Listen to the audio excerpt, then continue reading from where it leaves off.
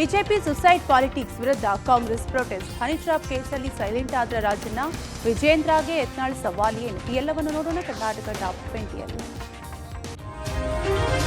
ನಿನ್ನೆ ಬಿಜೆಪಿ ಕಾರ್ಯಕರ್ತ ವಿನಯ್ ಸೋಮಯ್ಯ ಸೂಸೈಡ್ ಪ್ರಕರಣಕ್ಕೆ ಸಂಬಂಧಪಟ್ಟಂತೆ ನ್ಯಾಯಕ್ಕಾಗಿ ಆಗ್ರಹಿಸಿ ಬಿಜೆಪಿ ನಾಯಕರು ಕುಶಾಲನಗರದಲ್ಲಿ ಪ್ರೊಟೆಸ್ಟ್ ಮಾಡಿದ್ರು. ಇವತ್ತು ಬಿಜೆಪಿ ನಾಯಕರ ಆರೋಪವನ್ನು ಖಂಡಿಸಿ ಮಡಿಕೇರಿಯಲ್ಲಿ ಕಾಂಗ್ರೆಸ್ ಕಾರ್ಯಕರ್ತರು ಪ್ರತಿಭಟನೆ ಮಾಡಿದ್ದಾರೆ. ಮಡಿಕೇರಿ ನಗರದ ಜನರಲ್ ತಿಮ್ಮಯ್ಯ ವೃತ್ತದ ಬಳಿ ಜಮಾಯಿಸಿದ ಪ್ರತಿಭಟನಾಕಾರರು ಕೆಪಿಸಿಸಿ ವಕ್ತಾರ ಲಕ್ಷ್ಮಣ್ ನೇತೃತ್ವದಲ್ಲಿ ಪ್ರೊಟೆಸ್ಟ್ ನಡೆಸಿದರು. ಈ ವೇಳೆ ಮಾಜಿ ಸಂಸದ ಪ್ರತಾಪ್ ಸಿಂಹ ಪ್ರತಿಕೃತಿಯನ್ನು ದಹಿಸಿ ಘೋಷಣೆ ಕೂಗಿ ಆಕ್ರೋಶ ಹೊರಹಾಕಿದ್ರು. ಪ್ರೊಟೆಸ್ಟ್ನಲ್ಲಿ ಸಾವಿರಾರು ಸಂಖ್ಯೆಯಲ್ಲಿ ಭಾಗಿಯಾಗಿದ್ದ ಕೈ ಕಾರ್ಯಕರ್ತರು ಕಾಂಗ್ರೆಸ್ ಶಾಸಕರಾದ ಪೊನ್ನಣ್ಣ ಮಂಥರಗೌಡ ಪರ ಘೋಷಣೆ ಕೂಗಿದ್ರು.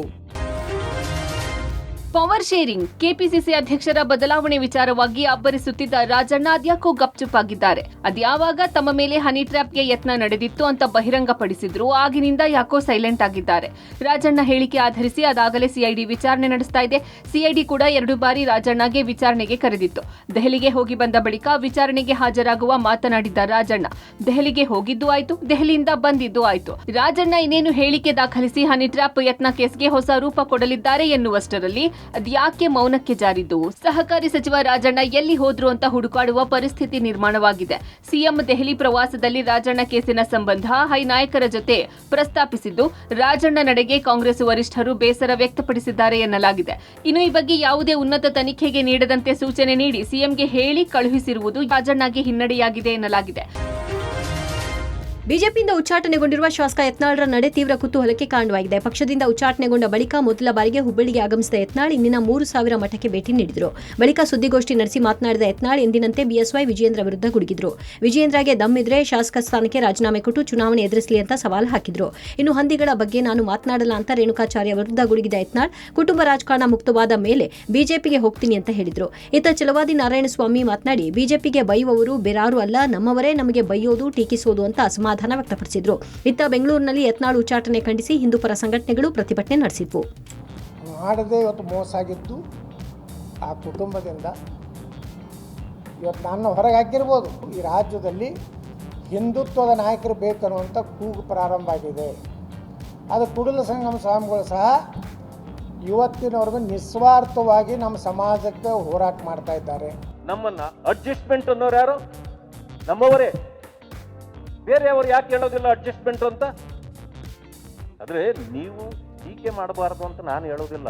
ನೇರವಾಗಿ ಹೇಳ್ತಕ್ಕಂಥ ಆ ಗಟ್ಸು ನಿಮ್ಮಲ್ಲಿ ಬರಲಿಲ್ಲ ಅಂದರೆ ಬಾಯಿ ಮುಚ್ಕೊಂಡು ಕೂತ್ಕೊಳ್ಳಿ. ಮೋಸ ವಂಚನೆ ಬಗ್ಗೆ ಎಷ್ಟೇ ಜಾಗೃತಿ ಮೂಡಿಸುತ್ತಿದ್ದರೂ ಅದ್ಯಾಕೋ ವಂಚನೆಗೆ ಒಳಗಾಗುತ್ತಿರುವವರ ಸಂಖ್ಯೆ ದಿನೇ ದಿನೇ ಹೆಚ್ಚಾಗುತ್ತಲೇ ಇದೆ. ಅದರಲ್ಲೂ ಕೆಲ ಸರ್ಕಾರಿ ಇಲಾಖೆಗಳಲ್ಲಿ ಕೆಲಸ ಕೊಡಿಸ್ತೀವಿ ಅಂತ ವಂಚನೆ ಮಾಡುತ್ತಿರುವುದು ವಿಪರ್ಯಾಸವೇ ಸರಿ. ಇದೀಗ ಮಹಿಳಾ ಮತ್ತು ಕಲ್ಯಾಣ ಇಲಾಖೆಯಲ್ಲಿ ನೇಮಕಾತಿ ಹೆಸರಲ್ಲಿ ವಂಚನೆ ಮಾಡುತ್ತಿರುವ ಸಂಬಂಧ ದೂರುಗಳು ಕೇಳಿ ಬಂದಿದೆ. ಮಹಿಳಾ ಮತ್ತು ಮಕ್ಕಳ ಅಭಿವೃದ್ಧಿ, ವಿಕಲಚೇತನರು ಹಾಗೂ ಹಿರಿಯ ನಾಗರಿಕರ ಸಬಲೀಕರಣ ಇಲಾಖೆಯಲ್ಲಿ ನೇಮಕಾತಿ ವಿಚಾರವಾಗಿ ಕೆಲವರು ಹಣ ವಸೂಲಿ ಮಾಡುತ್ತಿರುವ ಕುರಿತು ದೂರುಗಳು ಕೇಳಿ ಬಂದಿದೆ. ಇಲಾಖೆಗೂ ಈ ಬಗ್ಗೆ ಸಾಕಷ್ಟು ದೂರು ಬಂದಿದೆ. ಇದು ಸ್ವತಃ ಮಹಿಳಾ ಮತ್ತು ಮಕ್ಕಳ ಕಲ್ಯಾಣ ಇಲಾಖೆ ಸಚಿವೆ ಲಕ್ಷ್ಮೀ ಹೆಬ್ಬಾಳ್ಕರ್ಗೆ ಅಚ್ಚರಿ ಮೂಡಿಸಿದೆ. ಈ ಬಗ್ಗೆ ಎಚ್ಚೆತ್ತು ಸಚಿವೆ ಲಕ್ಷ್ಮೀ ಹೆಬ್ಬಾಳ್ಕರ್ ಸಾರ್ವಜನಿಕ ಪ್ರಕಟಣೆ ಹೊರಡಿಸಿದ್ದಾರೆ. ಇತ್ತೀಚಿನ ದಿನಗಳಲ್ಲಿ ಸಾರ್ವಜನಿಕರು ನೇಮಕಾತಿ ವಿಚಾರವಾಗಿ ಮೋಸ ಹೋಗುವ ಪ್ರಕರಣಗಳು ಹೆಚ್ಚುತ್ತಿದೆ. ಸಾರ್ವಜನಿಕರು ಯಾವುದೇ ನೇಮಕಾತಿ ಆಮಿಷಕ್ಕೆ ಒಳಗಾಗದೆ ಯಾವುದೇ ಮಧ್ಯವರ್ತಿ ತಮ್ಮನ್ನು ನೇಮಕಾತಿ ಕುರಿತು ಸಂಪರ್ಕಿಸಿದಲ್ಲಿ ಕೂಡಲೇ ಹತ್ತಿರದ ಪೊಲೀಸ್ ಠಾಣೆಯಲ್ಲಿ ದೂರನ್ನು ದಾಖಲಿಸಬೇಕು ಅಂತ ಪ್ರಕಟಣೆ ಹೊರಡಿಸಿದ್ದಾರೆ.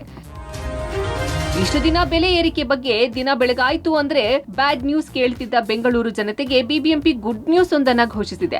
ಸಿಲಿಕಾನ್ ಸಿಟಿಯ ರಸ್ತೆಗಳಿಗೆ ಡಾಂಬರೀಕರಣ ಭಾಗ್ಯ ಕರುಣಿಸಿರುವುದು ವಾಹನ ಸವಾರರು ನಿಟ್ಟುಸಿರು ಬಿಡುವಂತಾಗಿದೆ. ಹೌದು, ಇತ್ತೀಚೆಗೆ ಸುರಿದ ಬೇಸಿಗೆ ಮಳೆಯಿಂದ ಬೆಂಗಳೂರಿನ ರಸ್ತೆಗಳು ಮತ್ತಷ್ಟು ಹದಗೆಟ್ಟಿವೆ.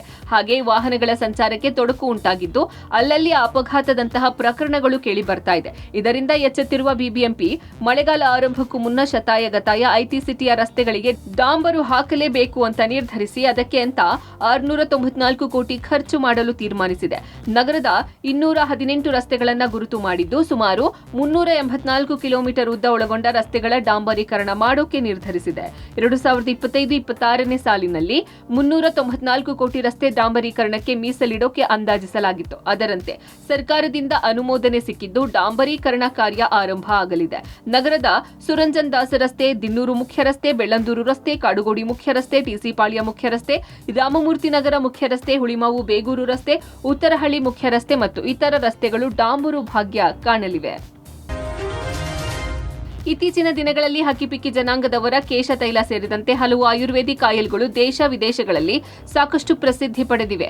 ಈ ಸಮುದಾಯದ ರಾಜ್ಯದ 22 ಜನ ಇತ್ತೀಚೆಗೆ ಮಧ್ಯ ಆಫ್ರಿಕಾದ ಗಬಾನ್ನಲ್ಲಿ ವೀಸಾ ಇಲ್ಲದೆ ಸಂಕಷ್ಟಕ್ಕೆ ಸಿಲುಕಿದ್ದರು. 5-6 ದಿನದ ಹಿಂದೆ ದಾವಣಗೆರೆ ಮತ್ತು ಶಿವಮೊಗ್ಗದ 22 ಹಕ್ಕಿಪಿಕ್ಕಿ ಜನರು ಸುರಕ್ಷಿತವಾಗಿ ಸರ್ಕಾರದ ಸಹಾಯದಿಂದ ಸ್ವಗ್ರಾಮಗಳಿಗೆ ಮರಳಿದ್ದಾರೆ. ಇನ್ನು ಈ ಹಕ್ಕಿಪಿಕ್ಕಿ ಜನಾಂಗದವರ ಗಿಡಮೂಲಿಕೆ ಔಷಧಿ ಮಾರಾಟಕ್ಕೆ ಅಂತ ಕೇವಲ ಆಫ್ರಿಕಾ ಮಾತ್ರವಲ್ಲದೆ ಬೇರೆ ಬೇರೆ ದೇಶಗಳಿಗೆ ತಮ್ಮ ಉತ್ಪನ್ನಗಳ ಮಾರಾಟ ಮಾಡಲು ಯಾವುದೇ ವೀಸಾ ಇಲ್ಲದೆ ಹೋಗುತ್ತಿದ್ದಾರೆ. ಇದರಿಂದ ಸಂಕಷ್ಟಕ್ಕೆ ಸಿಲುಕುತ್ತಿದ್ದಾರೆ ಅಂತ ಆದಿವಾಸಿ ಭಾರತೀಯ ಸಂಘ ಕಳವಳ ವ್ಯಕ್ತಪಡಿಸಿದೆ. ಇನ್ನು ಬೇರೆ ಬೇರೆ ದೇಶಗಳಲ್ಲಿ ಆದಿವಾಸಿ ಉತ್ಪನ್ನಗಳನ್ನ ಮಾರಾಟ ಮಾಡಲು ಐಡಿ ಕಾರ್ಡ್ ಕೊಡಿ ಅಂತ ಒತ್ತಾಯ ಕೂಡ ಮಾಡುತ್ತಿದ್ದಾರೆ. ಹೀಗಾಗಿ ಬೇರೆ ದೇಶಗಳಿಗೂ ಹೋಗೋ ಮುನ್ನ ಎನ್ಆರ್ಐ ಫೋರಂನಿಂದ ಮಾಹಿತಿ ತೆಗೆದುಕೊಂಡು ಆಯಾ ದೇಶದ ನಿಯಮಗಳನ್ನ ಪಾಲಿಸಿ ಜಿಲ್ಲಾ ಮಟ್ಟದ ಅಧಿಕಾರಿಗಳ ಬಳಿ ಮಾಹಿತಿ ಪಡೆಯಿರಿ ಅಂತ ಮನವಿ ಮಾಡಲಾಗಿದೆ. ಬಂಡೀಪುರ ರಾಷ್ಟ್ರೀಯ ಉದ್ಯಾನವನದಲ್ಲಿ ಕೇರಳಕ್ಕೆ ರಾತ್ರಿ ಸಂಚಾರಕ್ಕೆ ಅವಕಾಶ ಮಾಡಿಕೊಡುವ ಬಗ್ಗೆ ಸುದ್ದಿ ಆಗ್ತಾ ಇದೆ. ರಾತ್ರಿ ಸಂಚಾರಕ್ಕೆ ವಯನಾಡು ಸಂಸದೆ ಪ್ರಿಯಾಂಕಾ ವಾದ್ರಾ ಸಿಎಂ ಸಿದ್ದರಾಮಯ್ಯಗೆ ಒತ್ತಡ ಹಾಕುತ್ತಿರುವ ಹಿನ್ನೆಲೆಯಲ್ಲಿ ಎಚ್ಚೆತ್ತ ಚಾಮರಾಜನಗರ ಜಿಲ್ಲಾ ಜನತೆ ಬಂಡೀಪುರದಲ್ಲಿ ರಾತ್ರಿ ಸಂಚಾರಕ್ಕೆ ಸರ್ಕಾರ ಅವಕಾಶ ಮಾಡಿಕೊಡಬಾರದು ಅಂತ ಅಭಿಯಾನ ಆರಂಭಿಸಿದ್ದಾರೆ. ಚಾಮರಾಜನಗರ ಜಿಲ್ಲೆಯ ಗುಂಡ್ಲುಪೇಟೆ ತಾಲೂಕಿನ ಹಂಗಳ ಗ್ರಾಮದಲ್ಲಿ ಬಂಡೀಪುರ ಉಳಿಸಿ ಅಭಿಯಾನ ಹೆಸರಿನಡಿ ಪ್ರತಿಭಟನೆ ನಡೆಸಲಾಯಿತು. ಈ ವೇಳೆ ರಸ್ತೆ ತಡೆದು ಟೈರ್ ಸುಟ್ಟು ಕೇರಳ ಸರ್ಕಾರ ಹಾಗೂ ಪ್ರಿಯಾಂಕಾ ಗಾಂಧಿ ವಿರುದ್ಧ ಘೋಷಣೆ ಕೂಗಿ ಆಕ್ರೋಶ ವ್ಯಕ್ತಪಡಿಸಿದರು. ಯಾವುದೇ ಕಾರಣಕ್ಕೂ ರಾತ್ರಿ ಸಂಚಾರಕ್ಕೆ ಅವಕಾಶ ಕೊಡಬಾರದು. ಒಂದು ವೇಳೆ ಒತ್ತಡಕ್ಕೆ ರಾಜ್ಯ ಸರ್ಕಾರ ಮಣಿದರೆ ಬೃಹತ್ ಹೋರಾಟದ ಎಚ್ಚರಿಕೆ ನೀಡಲಾಯಿತು. ಹಾಗೆ ಗುಂಡ್ಲುಪೇಟೆ ತಾಲೂಕಿನ ಕಗ್ಗಳದ ಹುಂಡಿಯಿಂದ ಮದ್ದೂರು ಚೆಕ್ಪೋಸ್ಟ್ವರೆಗೆ ಪಾದಯಾತ್ರೆ ನಡೆಸಲಾಯಿತು. ಪರಿಸರವಾದಿಗಳು ಹಾಗೂ ಇತರೆ ಸಂಘ ಸಂಸ್ಥೆಗಳ ವತಿಯಿಂದ ಪಾದಯಾತ್ರೆ ನಡೆಸಲಾಯಿತು. ಪಾದಯಾತ್ರೆಯಲ್ಲಿ ಪರಿಸರವಾದಿಗಳು, ವನ್ಯಜೀವಿ ಪ್ರೇಮಿಗಳು, ರೈತರು, ಐಟಿ-ಬಿಟಿ ನೌಕರರು ಸೇರಿದಂತೆ ನೂರಾರು ಮಂದಿ ಭಾಗಿಯಾಗಿದ್ದರು. ಅಮೆರಿಕ ಅಧ್ಯಕ್ಷ ಡೊನಾಲ್ಡ್ ಟ್ರಂಪ್ ಸುಂಕ ನೀತಿ ಅದ್ಯಾಕೋ ಅಮೆರಿಕದಲ್ಲೇ ಪ್ರತಿಭಟನೆಗೆ ಗುರಿಯಾಗಿದೆ. 2ನೇ ಬಾರಿಗೆ ಅಮೆರಿಕ ಅಧ್ಯಕ್ಷ ಗಾದಿ ಅಲಂಕರಿಸಿದ ಟ್ರಂಪ್ ಒಂದಲ್ಲ ಒಂದು ಸುದ್ದಿಯಲ್ಲಿ ಇದ್ದೇ ಇದ್ದಾರೆ. ಜಗತ್ತಿನಾದ್ಯಂತ ಸುಂಕ ನೀತಿ ಸಮರ ಸಾರಿರುವ ಟ್ರಂಪ್ ವಿರುದ್ಧ ಸ್ವತಃ ಅಮೆರಿಕದಲ್ಲೇ ಭಾರೀ ವಿವಾದ, ಟೀಕೆಗೆ ಗುರಿಯಾಗಿದೆ. ಟ್ರಂಪ್ ಸುಂಕ ನೀತಿ ಖಂಡಿಸಿ ಇಡೀ ಅಮೆರಿಕದಾದ್ಯಂತ ಪ್ರತಿಭಟನೆ ನಡೀತಾ ಇದೆ. ಅಮೆರಿಕದ ಪ್ರಮುಖ ನಗರಗಳಲ್ಲಿ ರಸ್ತೆಗಿಳಿದ ಅಮೆರಿಕ ಪ್ರಜೆಗಳು ಸುಂಕ ನೀತಿಯನ್ನ ಖಂಡಿಸಿ ಆಕ್ರೋಶ ವ್ಯಕ್ತಪಡಿಸಿದ್ದಾರೆ. ಹಾಗೆ ಟ್ರಂಪ್ ಆಪ್ತ ಎಲಾನ್ ಮಸ್ಕ್ ವಿರುದ್ಧವೂ ವ್ಯಾಪಕ ಆಕ್ರೋಶ ವ್ಯಕ್ತವಾಗಿದೆ. ಇನ್ನು ಟ್ರಂಪ್ ಸುಂಕ ನೀತಿಯಿಂದ ಅಮೆರಿಕದಲ್ಲಿ ಅತ್ಯಗತ್ಯ ವಸ್ತುಗಳ ಬೆಲೆ ಏರಿಕೆಯ ಬಿಸಿ ತಟ್ಟಿರುವುದು ಈ ಪ್ರತಿಭಟನೆಗೆ ಕಾರಣ ಎನ್ನಲಾಗಿದೆ. ಸದ್ಯ ಟ್ರಂಪ್ ಸುಂಕ ನೀತಿ ಖಂಡಿಸಿ ಯುರೋಪ್ ರಾಷ್ಟ್ರಗಳಲ್ಲೂ ಪ್ರತಿಭಟನೆ ನಡೀತಾ ಇದೆ.